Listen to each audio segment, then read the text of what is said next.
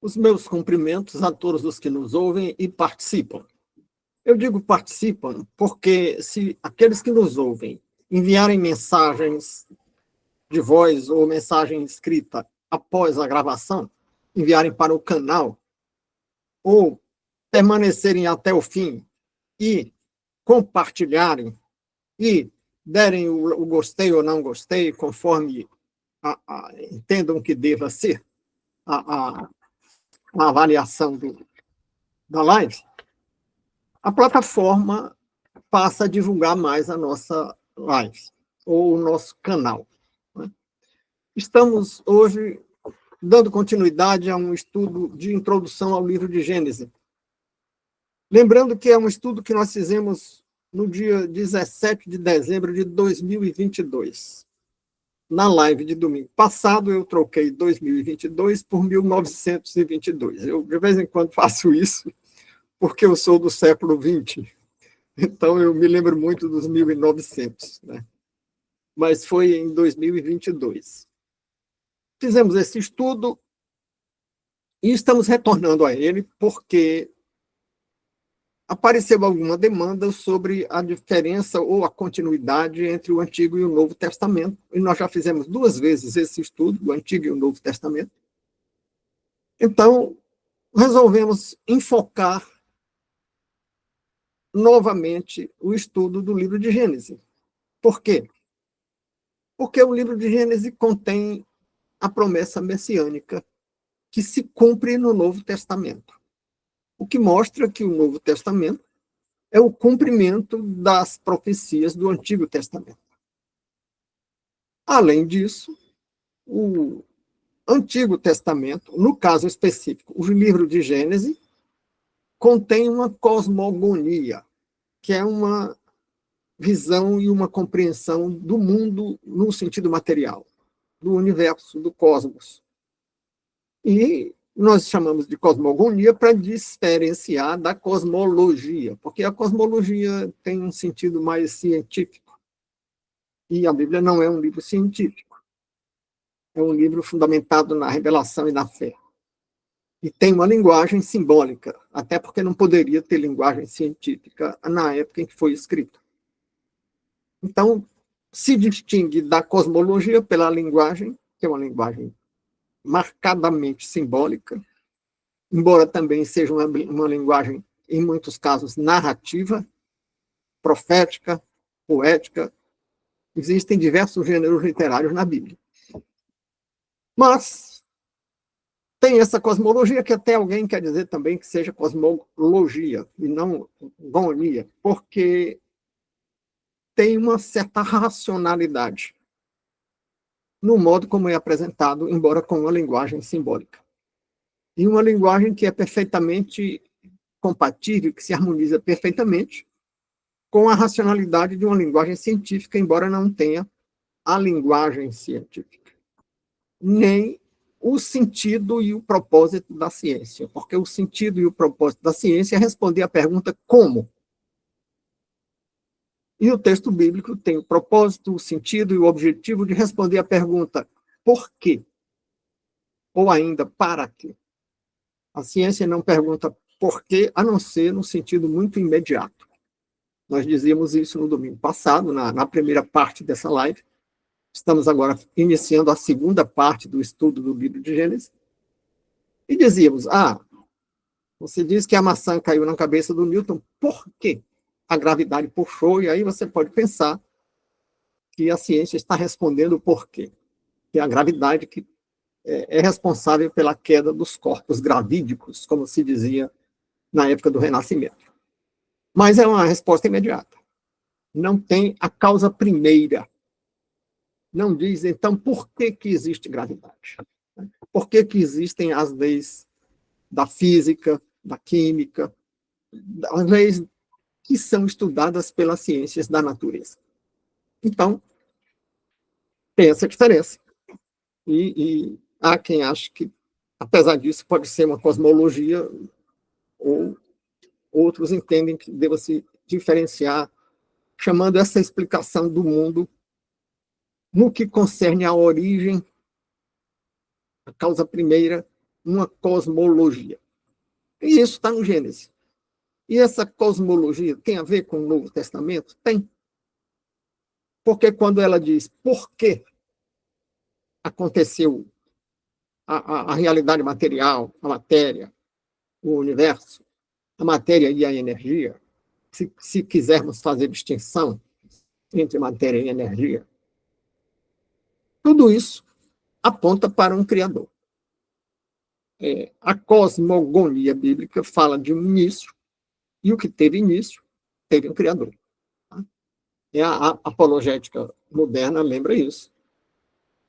E esse início já é admitido e até proclamado também pela ciência, que não pretende responder os porquês, mas apenas dizer como, e como isso apareceu de repente, ela admite, embora alguns cientistas achem que foi uma criação a partir do nada. Porque a ideia de que sempre existiu já está sendo afastada, uma vez que se fala num início, numa origem, seja do Big Bang, seja de outras teorias. Então, estivemos na live, na primeira parte dessa live, que estamos repetindo, as considerações preliminares sobre quem seja o autor. Já comentamos que o Gênesis e todo o Pentateuco é reconhecido tanto no judaísmo como nas diversas expressões do cristianismo como sendo da autoria de Moisés. Registramos que há polêmica sobre isso, porque tudo se polemiza, não é só na Bíblia. Se você for para o direito também, se você quer acabar com a paz numa reunião de juristas, você pergunta o que é o direito. Né? Aí começa uma briga sem fim. E no meio de profissionais de saúde, se você perguntar o que é saúde, e começa outra briga, porque alguém vai invocar aquela declaração hipotética ou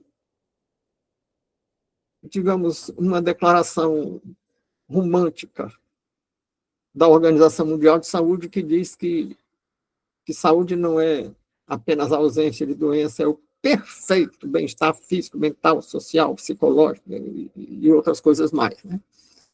E por essa definição, os críticos dizem que todos nós seríamos doentes, porque ninguém tem todas essas coisas ao nível da perfeição. Então, é claro que existem polêmicas sobre a autoria, e as pessoas alegam que Moisés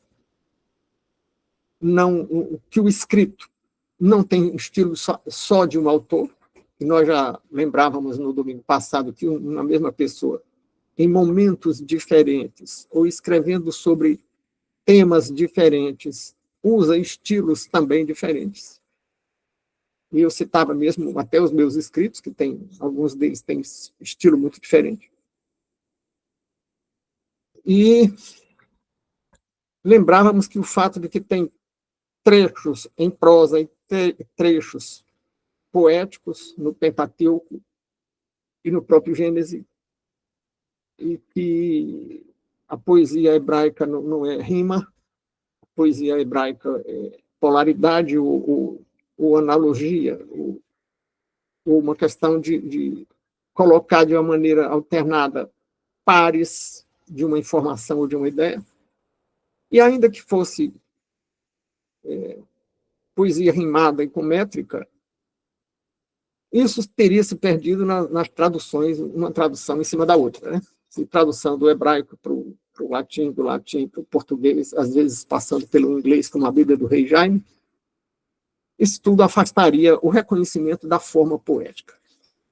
Mas o conteúdo poético está presente, e poesia tem o sentido de expressar sentimento, e não uma lógica objetiva. Bem, vimos que a figura do autor imediato, que é quem escreveu, inspirado pelo Espírito Santo, mas se não é o autor mediato, porque o autor mediato é o autor da inspiração, mas é o autor imediato, com o estilo do autor. E o estilo influencia a apresentação e a compreensão da mensagem. A interpretação da mensagem pode ser ajudada ou dificultada pelo estilo. E vimos que esse autor imediato é um homem que foi criado em toda a ciência do Egito, que é Moisés, que foi criado no palácio, criado pela filha do faraó, né? Um homem de grande saber secular, porque o Egito era o grande centro de conhecimento secular da época. Também vimos que, para compreender um texto, a gente procura saber quem escreveu, em que lugar e circunstância. E não só o Gênesis, como todo o Pentateuco, foi escrito no deserto durante a marcha do Êxodo, o que pode contribuir para explicar diferentes estilos, porque durante essa marcha teve momento de paz e alegria do povo hebreu com a libertação, mas teve um momento de rebeldia em que o povo se queixou que Moisés tinha tirado aquele povo do Egito para que ele morresse de fome e sede no deserto. E teve um momento de decepção quando esse povo fez bezerro de ouro.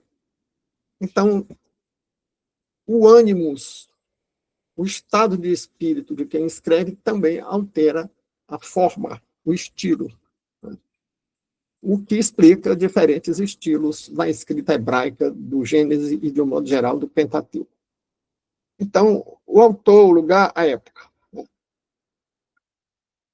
Vimos ainda que a experiência do autor imediato não foi só de estudos no palácio dos faraós. Foi também uma experiência de vivência. Ele viveu os 40 anos no ambiente real da monarquia egípcia. Viveu outros 40 anos exilado na terra de Midian, onde casou, e outros 40 anos peregrinando no deserto, com um povo que tinha sido retirado do Egito, que tinha assimilado costumes pagãos do Egito, e enfrentando problemas diferentes daqueles que enfrentou nas duas fases anteriores da existência, né? Então, o significado do momento é que, quando ele escreve, ao longo da marcha do Êxodo, aquele povo estava sendo governado teocraticamente, porque Moisés se apresentava como um profeta. Lembrávamos na live de domingo passado que a palavra profeta é traduzida por porta-voz, e, portanto, ele era o porta-voz de Deus. E isso se chama teocracia. Pode haver alguma estranheza com o termo teocracia, porque não havia um Estado organizado. A organização ao longo do Êxodo e até depois que chegaram na Terra Prometida, depois que os hebreus chegaram na Terra Prometida, era uma organização clânica e tribal. Tinha as 12 tribos de Israel e dentro das tribos tinha os clãs. Porque cada um dos 12 filhos de Jacó teve, por sua vez, vários filhos e cada um deles dá origem a um clã.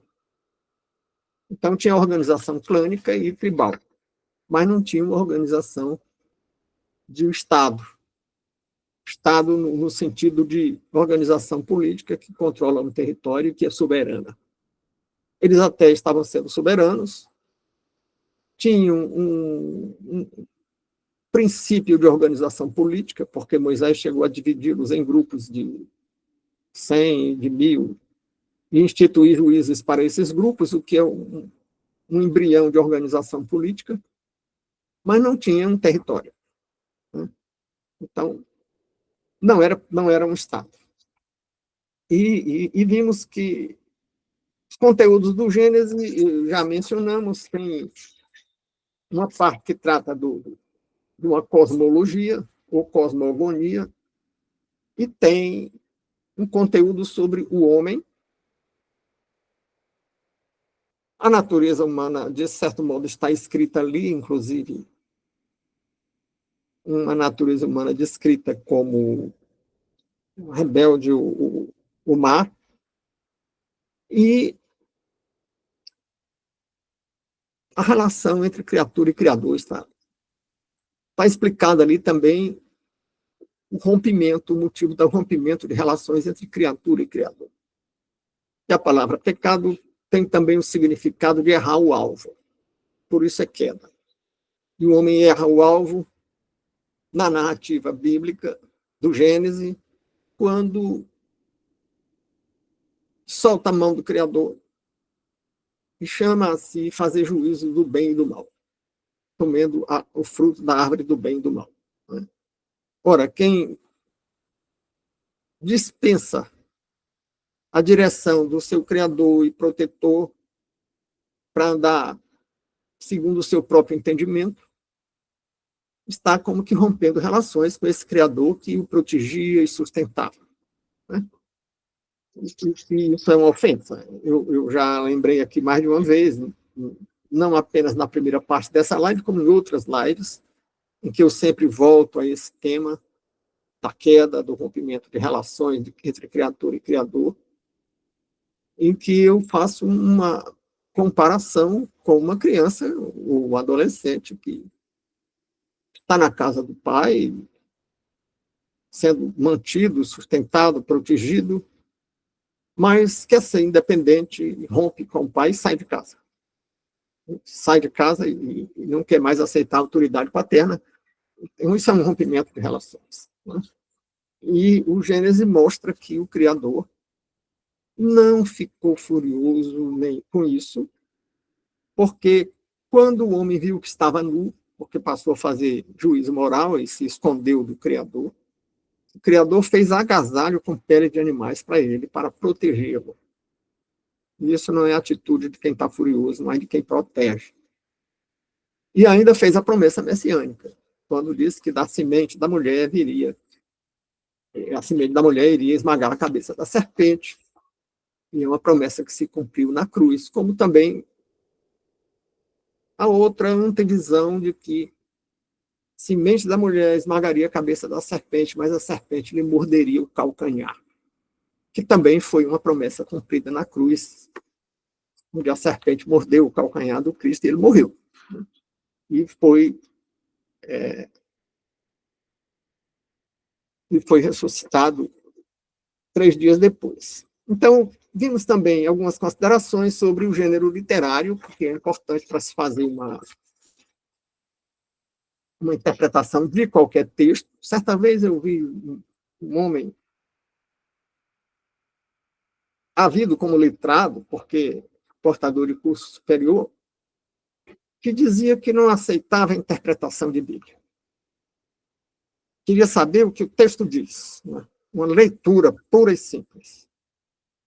E isso é surpreendente que uma pessoa com curso superior diga isso, porque não é possível entender nenhum texto sem interpretar. No direito, nos cursos de direito, tem até uma disciplina de hermenêutica, que é, os manuais dizem ciência da interpretação, e eu prefiro dizer técnica de interpretação. Mas não só no direito. Não é só o juiz, o promotor, o advogado que interpretam a lei. E escrevem livros sobre interpretação, e tem diferentes interpretações. Mas qualquer professor de literatura ensina como interpretar o sentido, o conteúdo, o que um romance expressa, ou uma poesia. E se for para a sociologia, para a história é um estudo de interpretação dos fatos. A sociologia é um estudo de interpretação. Se interpreta tudo. Se interpreta um tratado de história de sociologia, com diferentes interpretações. Qualquer grande pensador, filósofo, sociólogo, histórico, dá origem a diferentes interpretações do que ele escreveu. Então, as pessoas que querem recusar uma interpretação bíblica, temendo que, a verdade é que essas pessoas temem que a interpretação salve o conteúdo bíblico que eles querem destruir. Então, estão muito longe de entender qualquer texto. Então, é preciso interpretar, sim, e é preciso seguir a racionalidade e a lógica da técnica de interpretação, que é a hermenêutica. E o primeiro passo dessa técnica é identificar o gênero literário. Né? A Bíblia tem vários gêneros literários, já mencionamos isso aqui na live anterior, e no caso do Gênesis, é um livro classificado como livro da lei, faz parte do Pentateuco, são os 5 primeiros livros no encarte bíblico, e que são havidos como livro da lei, mas tem outros conteúdos também, né? Tem um conteúdo histórico em que existem relatos de fatos, como é o caso, por exemplo, eu lembrava das pragas do Egito, que são um relato. Ah, mas não é relato histórico, é mito. Bom, é um relato. Quer você aceite como histórico, quer como mitológico.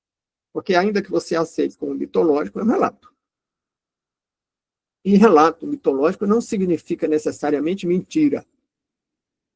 Relato mitológico é o relato de um entendimento ou de uma compreensão feito com linguagem simbólica. E a antropologia cultural e a sociologia e a história valorizam muito os mitos. Para compreender a história, a antropologia cultural, a sociologia, é preciso estudar os mitos. Bom, então vimos que tem o conteúdo de relato, ou histórico ou não, tem relato. Tem o conteúdo normativo, quando no Gênesis tem uma proibição de fazer ídolos, bezerro de ouro e outras coisas, e tem um sentido também de um conteúdo profético, como tem ainda um sentido ou uma forma de prosa e uma forma de poesia. É o que podemos dizer, resumidamente, sobre a forma literária, o gênero ou o conjunto de gêneros literários do livro de Gênesis. E o que é que isso interessa? Interessa que naquela parte que for poesia, devemos entender que ali há uma expressão de sentimentos, e não um relato objetivo.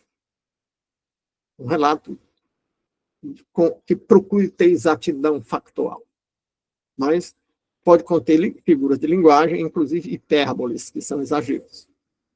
Mas também temos atos normativos, e aí é preciso compreender como interpretar uma norma numa época diferente da nossa, com referências culturais diferentes da nossa,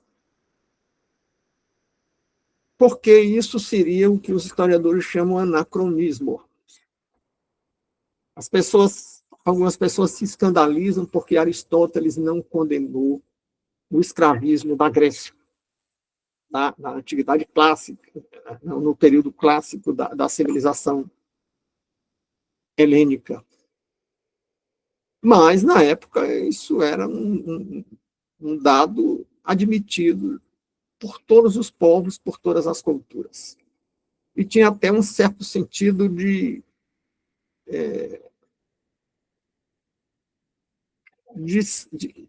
tolerância ou de misericórdia, porque se escravizava um povo quando esse povo era vencido na guerra.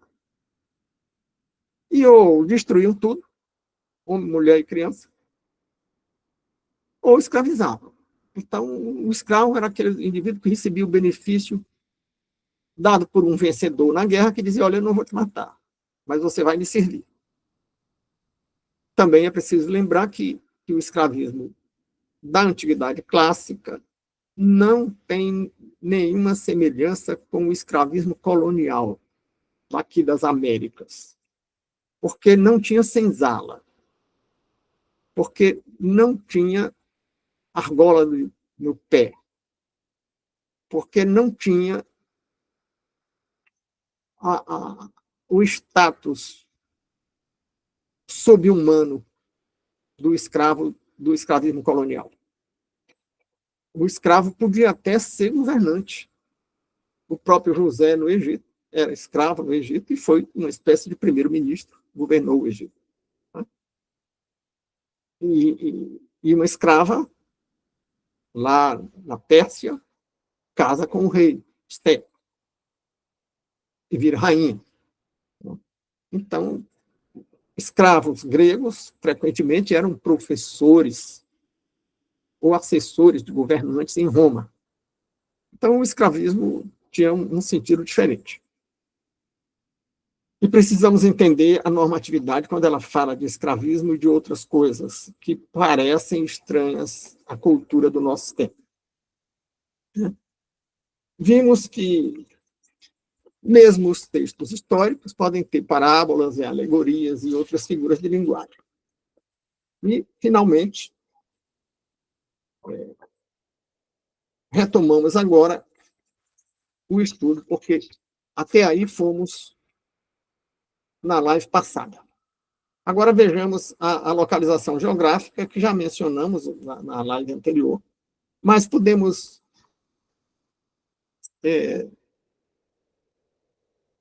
retomar e acrescentar alguma coisa sobre a localização geográfica.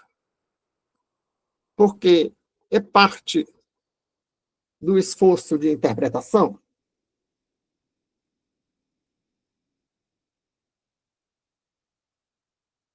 também perguntar. O intérprete pergunta quando lê um texto. Quem escreveu? Para quem escreveu? Quando e onde? Então, Moisés está escrevendo para o povo hebreu. Porque foi durante a marcha, como já dizíamos, do Êxodo. O lugar foi o deserto. Então, ele não estava escrevendo para outros povos, nem para povos cuja existência ele nem conhecia, como chineses, incas, astecas, nem mesmo para outros povos cuja existência ele conhecia, como os egípcios. Mas para os judeus. E no lugar e na circunstância. Numa circunstância de um povo que não tinha um Estado, de um povo que não era sedentário, que não tinha cidade, que vivia em acampamentos provisórios, que tinha dificuldade de se alimentar e até de se abastecer de água, e que tinha saído do Egito depois de 400 anos, convivendo com as crenças egípcias e tinha se contaminado com o panteão dos egípcios, do paganismo egípcio. Então, para quem? Para um povo nessa circunstância. E aí vem a pergunta, se é para esse povo, ainda diz alguma coisa para o homem do século XXI, de outras civilizações? Alguém já me perguntou, não especificamente sobre o livro de Gênesis, mas sobre a Bíblia toda. Rui, você acha que a Bíblia ainda tem algo a dizer para o homem do século XXI? E a reflexão que me veio foi, você lê as obras gregas, os filósofos gregos, Sócrates, Platão, Aristóteles, ainda são válidos? E a obra literária e o teatro grego ainda é válido? E a literatura multimilenar chinesa, indiana, ainda tem validade? Tem. Por que a Bíblia não teria? E por que que essas obras multimilenares da literatura ou da filosofia grega e da literatura ou da filosofia indiana e chinesa, porque filosofia teorética só os gregos tinham, que os gregos criaram. Mas hindus ou indianos e chineses tinham uma filosofia aforística, não tinham propriamente uma teoria, uma filosofia teorética, que desenvolve doutrinas, mas que faz declarações específicas sobre temas específicos, na forma de aforismos. Inclusive, a Bíblia tem isso também. Né? Provérbios de Salomão é um conjunto de filosofias aforísticas. Bom, mas aí a questão é, então ainda é válido porque que essas obras seculares, que não têm o respaldo, não me refiro a elas com a aceitação e a convicção com que nos referimos à Bíblia. Porque existe a natureza humana. Então, muito do que foi escrito em qualquer época, em qualquer lugar, para um determinado povo, tem um conteúdo ou um aspecto do conteúdo que se aplica especificamente àquela circunstância. Há pouco eu lembrava que o que Aristóteles dizia do escravismo não se aplica hoje. Mas nem tudo passou. E por que não passou? Porque existe uma natureza humana. Tem um conceito ou uma definição de arte que eu considero muito boa. Não quero dizer que diga tudo, nem que seja única, até porque eu entendo que não é possível definir arte. Porque na hora que você define arte, quer dizer que ela não pode ser outra coisa. Eu acho que a gente não pode excluir, fechar a porta para alguma coisa diferente que seja também arte. Mas a concepção de Immanuel Kant sobre arte, em que ele diz mais ou menos que arte é aquilo que consegue expressar ou captar alguma universalidade numa situação particular. Coisa muito parecida com o lema da Universidade Federal do Ceará, que fala no universal pelo regional. Sendo o regional o particular, e o universal, sendo expresso pelo particular, seria uma forma de arte. Embora a universidade não seja só arte, talvez nem principalmente arte, seja muito mais voltada para a ciência e outros aspectos da cultura que não são só arte. Mas também os outros aspectos, inclusive a ciência, pode expressar alguma coisa, em alguma coisa particular, um conteúdo universal. E é isso que se faz quando se pratica um raciocínio chamado indução. Bom, então vimos que o livro de Gênesis tem essa característica como gênero literário. Agora vamos nos debruçar um pouco sobre o sentido simbólico, né? Já que estamos falando que a linguagem poética e mesmo a linguagem teológica tem muito de simbólico, então vamos nos debruçar sobre isso, porque aí as pessoas dizem: tal relato é verdadeiro ou falso?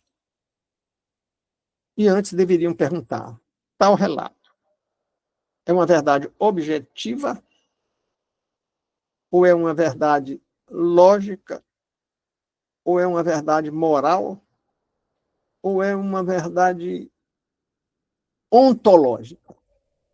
Para falar aqui em 4 concepções de verdade, né? A verdade objetiva é você dizer que a capa de um livro é azul. E é fácil verificar isso, e você não está fazendo nenhuma inferência, não está usando de raciocínio nem indutivo, nem dedutivo. Você está dizendo que aquela coisa objetivamente tem uma cor. Você está dizendo que é azul, e se for de outra cor, você está errado. Se você souber que é de outra cor, você não está errado. Você está mentindo. Você sabe que ele é de outra cor, mas diz que ele é azul, então não é ele. Erra se você pensa que ele é azul e não for, né? Como é que poderia alguém olhar para uma coisa azul e pensar que é de outra cor? Eu não sei, mas vamos usar esse exemplo. Agora, você tem uma verdade que a gente chama de moral. A verdade moral é aquela que expressa o que você pensa, conforme você pensa. Então, você atende uma ligação telefônica perguntando se uma pessoa que está ao seu lado, dizendo que quer falar com a pessoa que está ao seu lado, perguntando se ela está em casa. Você olha, vê que ela está presente, diz: ela está, sim. Então, isso é uma verdade moral. Você disse o que você pensa, o que você sabe. Mas quando você atende a ligação telefônica e diz, você quer falar com fulano, e o fulano está aqui do teu lado e faz assim, dizendo que não quer atender. Aí você diz, olha, acabou de sair. Você não errou. Erro é quando você faz uma declaração que discrepa do fato, mas você não sabe que está fazendo uma declaração errada. Aí é erro. Agora, quando você sabe, você está dizendo que aquela pessoa não está, que aquela pessoa acabou de sair, você sabe que isso não aconteceu, isso não é erro, isso é mentira. Então, precisamos ver quando estamos tratando, examinando se há uma verdade objetiva. A cor do livro a capa do livro é azul. Se estamos falando de uma verdade moral, a pessoa a quem o telefonema se dirigia está realmente presente ou não. Mas podemos falar de uma verdade lógica, que quando você faz uma afirmação que reúne várias observações e estabelece uma relação entre elas, ou pela indução ou pela dedução, que são formas de raciocínio. Na indução, você generaliza. Você vê um certo número de observações, N observações, 1, 2, 3, ou muito mais. E aí você diz que todas aquelas coisas são daquele jeito. Tá? Tem o exemplo clássico dos cisnes brancos, que o número de observações de cisnes que eram brancos foi praticamente infinito. Durante muitos séculos só se via cisne branco em todo canto do mundo conhecido. E aí as pessoas diziam, se há um grande número de cisnes vistos até hoje, todos eram brancos, então é porque todos os cisnes são brancos. Isso se chama indução. Você parte de um número de observações finita e faz uma declaração que vai ao infinito. Todos os cisnes são brancos. Mas, de repente, descobriram o cisne negro lá no interior da Austrália, e isso quebrou a lógica da indução, porque a indução passa a ser quase que um salto no escuro, porque você está jogando para o futuro, né? Quando generaliza. Então, essa é a chamada verdade lógica. E tem ainda a verdade ontológica. E aí nós estamos lendo a Bíblia e temos que olhar muito para isso, né? Que é a que fala da essência do ser. A essência do ser é tratada por um ramo da filosofia que se chama metafísica. Então, muito bem, nós temos uma verdade ontológica. Aí, quando você fala dos textos ou das narrativas bíblicas que desafia a sua credulidade, como atravessar o Mar Vermelho, comer o maná caído do céu, comer as codornizes que vieram quando o povo pediu carne, tirar água de pedra para matar a sede do povo, recuperar o sabor da água amarga quando o povo encontrou uma fonte de águas amargas. E você diz que isso é mito. A questão nem deveria ser se isso é verdade objetiva, mas se isso é uma verdade ontológica. Qual é a metafísica de que estamos tratando? Qual é a essência do ser que estamos tratando, do ser verdade? O que é que está sendo dito? Está sendo dito que aquele povo foi tirado do Egito e foi salvo pela iniciativa do próprio Deus. E que ele fez isso passando por cima das leis da física, fazendo coisas miraculosas. E uma figura de linguagem pode expressar uma verdade ontológica. Mas você quer dizer que não é figura de linguagem? Você diz, não, que a essência do cristianismo admite que esses relatos são relatos objetivos. Sim, também. Qual é o problema de ter um relato objetivo que desafia a nossa experiência? E que desafia a nossa lógica? O problema é que nós não admitimos que haja algo diferente da experiência. A experiência é vivida por todos nós, pela humanidade, porque não existe essa experiência do mar se abrir, fora o caso do Moisés atravessando o Mar Vermelho, não existe essa experiência do maná cair do céu, não existe essa experiência de tirar água de pedra, com a palavra ou tocando na pedra como um cajado. Mas a física subatômica faz parte da nossa experiência? Não, não faz. Hoje as pessoas falam muito em física quântica e eu não gosto dessa conversa porque eu não domino essa física e eu acho que quem fala muito em física quântica está agindo como aquele personagem do conto chamado O Homem que Falava Javanês. Né? Está usando uma referência porque as pessoas não têm argumento para ir contra porque não sabem o que é. Né? É como a física relativista. Porque a física relativista, as pessoas invocam a física, a relatividade da física, geralmente sem saber o que é isso. Né? Ou baseado numa explicação do Einstein, que dizem que o Einstein explicou muitas vezes e ninguém entendeu, até que lá pela quinta ou sexta vez ele explicou e todo mundo entendeu, mas não era mais a relatividade física. Então, a divulgação científica não é fácil. Né? É mais difícil do que a ciência propriamente. E o Einstein teria cometido esse erro de explicar a relatividade dele, proposta por ele, com uma relatividade que não é o que ele tinha dito. Né? Mas, admitindo simplesmente, sem querer entrar no mérito desses conteúdos da física contemporânea ou moderna, como algumas pessoas querem chamar, essa física foge à nossa experiência. Não vamos entrar aqui no conteúdo dessa física, apenas lembrar que elas fogem da nossa experiência. A transformação de matéria em energia, na relatividade do Einstein, foge à nossa experiência. A não ser da década de 40 do século XX para cá, com a experiência de armas nucleares e de usinas nucleares. E a física quântica também foge à experiência até muito recentemente, e ainda hoje é limitada à experiência de laboratórios e de certos estudos muito restritos. Então, as coisas podem fugir à nossa experiência. E se estamos falando do sobrenatural, então, quando você diz que isso não pode acontecer, você está tendo uma fé na inexistência do sobrenatural. Porque a inexistência do sobrenatural não é uma evidência e nunca foi demonstrada cientificamente. Então, podemos pensar no conteúdo, no significado do ser e no simbolismo. E temos a historicidade. Bom, muita coisa do relato bíblico era objeto de crítica. As pessoas diziam, por exemplo, que Babilônia era uma lenda, até que pesquisas arqueológicas descobriram a Babilônia, a cidade da Babilônia, destruída e tal. Né?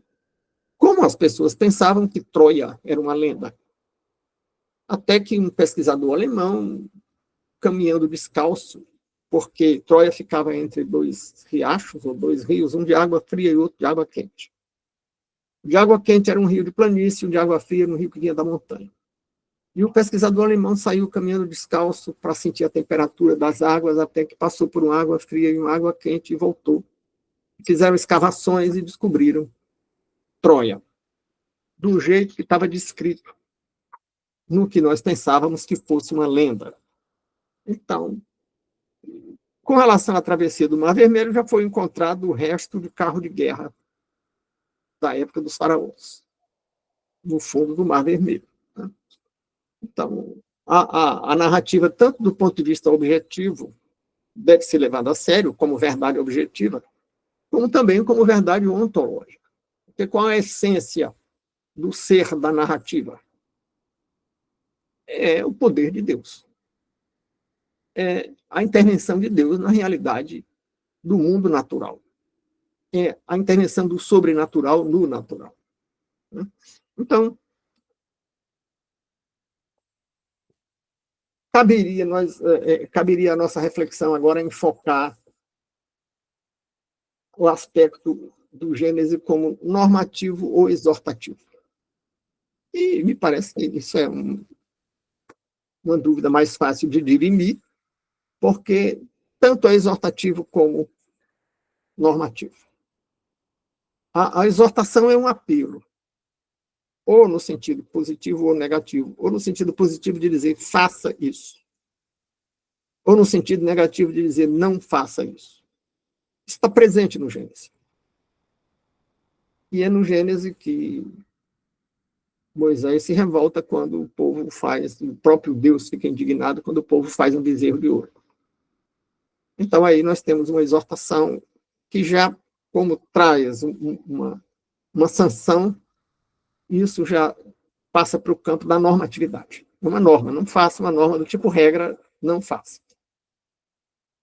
Mas tem a exortação, no sentido de apelar para que o povo tenha fé, para que o povo não se contamine e nem preserve as crenças do politeísmo egípcio, com que eles tinham se contaminado. Né? Finalmente, nós temos aqui, no texto que eu devo mandar, porque ainda não mandei, eu já mandei esse texto lá em 2022, né? Mas acho que não está no canal, vou verificar se está. Então, tem também no Gênesis as relações verticais entre Deus e os homens e as relações horizontais. Lá no Gênesis, Moisés vai falar coisas que nas relações interpessoais não se deve fazer. E isso fica evidente quando ele nomeia juízes para 100, para 1.000 pessoas, ou para 10, para 50, para 100, para 1.000. Cada grupo de 50 pessoas tinha um juiz, cada grupo de 100 pessoas tinha um juiz. E o que esses juízes iam fazer? Eles não eram profetas. Eles não iam estabelecer normas para as relações verticais entre criatura e criador. Eles iam orientar as relações horizontais. Aí eram as relações de compra e venda, relações de casamento, relações de vizinhança, e dirimir conflitos. Então, tem conteúdo sobre casamento, doença, e sobre Halal, sobre pecado. Né? E tem as proibições bíblicas no Gênesis. Tem a proibição que diz respeito a certos alimentos. Você não comer sangue, você não comer carne de porco, não comer carne de animal que não tenha unha fendida e não rumine. Tinha que ter unha fendida e ruminar. Aí o porco tem unha fendida, mas não rumina, então não coma. Ah, e a vaca tem unha fendida e rumina. Também a ovelha e o bode, o caprino. Então coma. Ele rumina e tem unha fendida. Ah, e o coelho tem unha fendida, mas não rumina, então não coma. Então, tem algumas coisas também sobre os frutos do mar, que se não tiver escama e outras características, ele diz não coma. Na verdade, nós vemos que aí tem medidas de ordem sanitária. Quando ele diz não coma carne de porco, Moisés estava inspirado a mandar que nós evitássemos aqueles alergenos mais poderosos ou a carne daqueles animais que são vetores de determinados parasitas, como é o caso do porco. Com relação aos frutos do mar, os crustáceos que eram proibidos, eles têm um forte poder alergênico. É muito comum que haja alergia a caranguejo, alergia a outros crustáceos. Né? E com relação, além da relação das carnes, tem o descanso semanal. E aí o descanso semanal é uma medida, uma primeira lei trabalhista. Né? E o próprio Cristo vai explicar depois, lá no Novo Testamento, quando diz que o sábado foi feito para o homem e não o homem para o sábado. Então, era um descanso de uma lei trabalhista. E foi feito para o homem. Né? Ah, mas tem uma declaração de que o Senhor Deus descansou e é pecado se o homem não descansar também no sétimo dia. Bom, tem. E é o que era adequado para estimular a aceitação e a subordinação a uma norma trabalhista. Bom, e temos ainda as normas que procuram evitar situações potencialmente conflitivas, né? Bom, essas coisas fazem parte das relações horizontais, mas tem as relações verticais. Quando diz que não faça, não adore outros deuses, é uma relação vertical com Deus. Então, o Gênesis é completo, porque tem a cosmogonia, tem a normatividade horizontal e vertical, tem as diferentes formas de expressão dos conteúdos bíblicos. Tem prosa, tem poesia, tem texto normativo, tem texto profético, quando ele fala sobre o que haverá na Terra Prometida. Tem especificidade para uma circunstância e tem universalidade, porque ele alcança o universal nas particularidades do povo hebreu naquela circunstância específica. Além disso, nós podemos notar que existe transcendência, as três coisas que necessariamente as religiões têm que ter.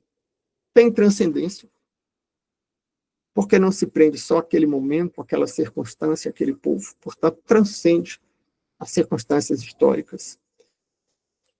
Tem, além da transcendência, tem radicalidade, porque vai à causa primeira de tudo que ele explica. E a causa primeira é o Criador. Além de transcendência e radicalidade, tem totalidade. Porque tem desde uma explicação do mundo, na cosmologia, até uma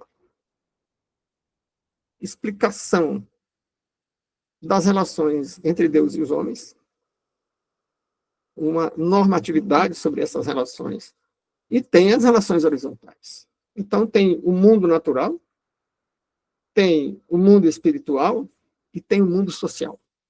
O mundo natural na cosmogonia, o mundo espiritual nas relações verticais e o mundo social nas relações horizontais. Então, é um livro completo, muito ligado ao Novo Testamento, porque é lá que tem a promessa messiânica, que é a promessa do Messias que havia de vir.